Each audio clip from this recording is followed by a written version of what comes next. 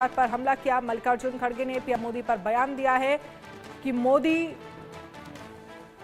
दो टांग लगा तैमूर लंग जैसे हुकूमत कर रहे हैं।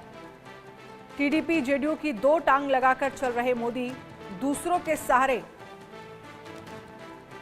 तैमूर लंग हुकूमत कर रहे हैं।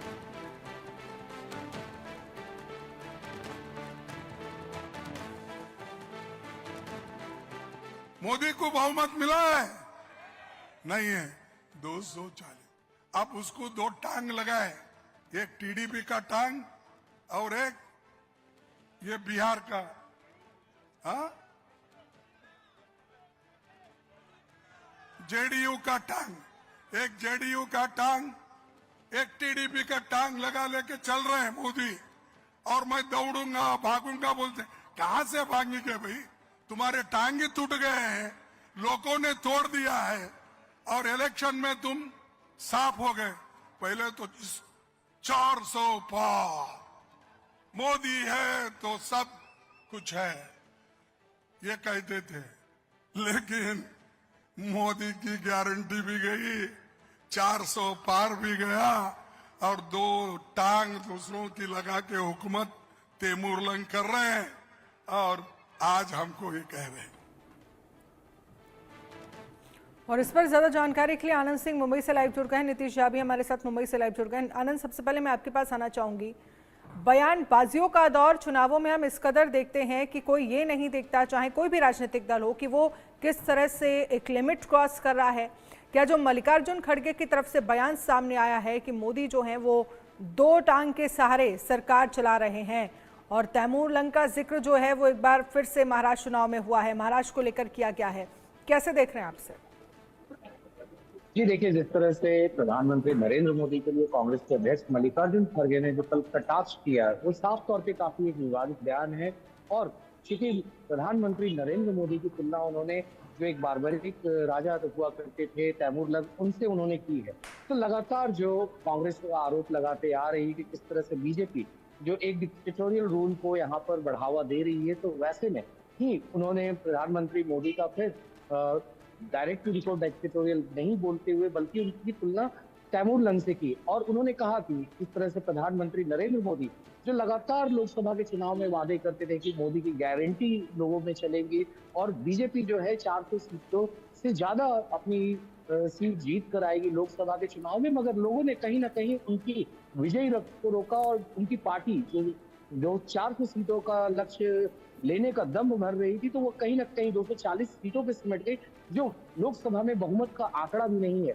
तो साफ तौर पे उन्होंने जब टीडीपी आंध्र प्रदेश के चंद्रबाबू नायडू की पार्टी टीडीपी का जिक्र किया और फिर बिहार में नीतीश कुमार की पार्टी जेडीयू का जिक्र किया, और उन्होंने कहा कि किस तरह से जो तैमूर लंग है वो दो टांगों मतलब जेडीयू और टीडीपी के साथ में वो सत्ता में रूल कर रहे हैं केंद्र में, और जो तैमूर लंग है वो खुद अपने टांगों पे नहीं मगर जेडीयू और बीजेपी की टांगों पे खड़े हैं। तो साफ तौर पे ये बहुत ही बड़ा विवादित बयान है, जैसे कि हमने पीछे भी देखा अभी कि किस तरह से जितेंद्र अहवाद है जो कि एनसीपी एपी के leader, NCP Sharad Pawar party के लीडर है, उन्होंने कहा किस तरह से अजीत पवार के ऊपर निशाना साधा था और उन्होंने कहा था कि इन्होंने अपने चाचा की पार्टी को। ठीक है, चलिए आपके पास मैं आऊंगी आनंद। नीतीश शाह भी हमारे साथ बने हुए। नीतीश, मल्लिकार्जुन खड़गे की तरफ से जो बयान दिया गया, इस बयान के मायने क्या हैं?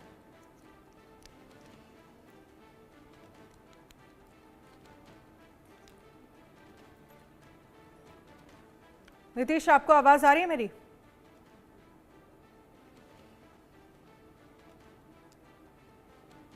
चलिए नीतीश, एक बार फिर से आपसे कनेक्ट करने की कोशिश करेंगे। आनंद, क्योंकि देखिए जब इस तरह के बयान जब भी प्रधानमंत्री नरेंद्र मोदी को लेकर दिए जाते रहे हैं, वहां पर कांग्रेस को नुकसान हुआ है। आप पिछले तमाम चुनावों की बात कर लीजिए, और मैं तो गुजरात चुनाव से हम इसे जोड़ेंगे, जब चाहे मौत का सौदागर कहा गया हो, या लोकसभा के चुनाव 2019 का हुआ है, 2024 का, जहां जहां इस तरह के बयान दिए गए हैं वहां वहां कहीं ना कहीं नुकसान हुआ है कांग्रेस को। तो इस बयान के मायने आप क्या देख रहे हैं? वो राय नहीं है कि जब भी कांग्रेस के नेताओं द्वारा इस तरह के बयान दिए गए हों तो उसके बाद नुकसान जो है वो कांग्रेस पार्टी को ही उठाना पड़ा है। ऐसे में जैसा कि आपने जिक्र किया मौत के सौदागर वाले बयान पे, जिस तरह से कांग्रेस की तरफ से ये बयान 2013-2014 की शुरुआत में आया था, प्रधानमंत्री उस समय गुजरात के मुख्यमंत्री हुआ करते थे, तो वैसे में ये पूरा बयान कांग्रेस के अगेंस्ट में गया था, जहां यूपीए की सरकार बुरी तरह से 2014 के जो लोकसभा चुनाव थे उसमें पिट गई थी। बीजेपी साफ तौर पे एक बड़ी मैंडेट के साथ लोकसभा में उसने अपनी सरकार बनाई थी। वहीं 2017 आते आते फिर हमने जिस तरह से देखा, मणिशंकर अय्यर हो या फिर और भी कांग्रेस के जो तमाम बड़े नेता हों, उन लोगों ने भी किस तरह से विवादित बयान दिया, किस तरह से प्रधानमंत्री के लिए किस तरह की विवादित टिप्पणियां की गई। तो वैसे में जब उत्तर प्रदेश का विधानसभा चुनाव था उस वक्त भी ये बीजेपी के फेवर में गया, और कांग्रेस के लिए कहीं ना कहीं बहुत बड़ा नुकसान हुआ उस चुनाव में, जब कांग्रेस समाजवादी पार्टी के साथ में वहां चुनाव लड़ रही थी। वैसे ही 2019 में जब कांग्रेस ने अपनी रणनीति बनाई प्रधानमंत्री नरेंद्र मोदी को टारगेट करने की, तो फिर से उन्होंने चौकीदार चोर है का नारा लगाया, और ये बयान भी लोगों के बीच में अच्छे से नहीं पहुंच पाए, और बड़ा नुकसान कांग्रेस को उठाना पड़ा, क्योंकि 2014 में पहले वो 44 सीटों पे सुनते थे, वहीं 2019 में भी उनकी कोई खास परफॉर्मेंस नहीं रही, जब वो 52 और ठीक है आनंद, बहुत बहुत शुक्रिया तमाम जानकारी के लिए। नीतीश, आपका भी बहुत बहुत शुक्रिया। लेकिन अब ये बयान क्या कांग्रेस को फायदा पहुंचा?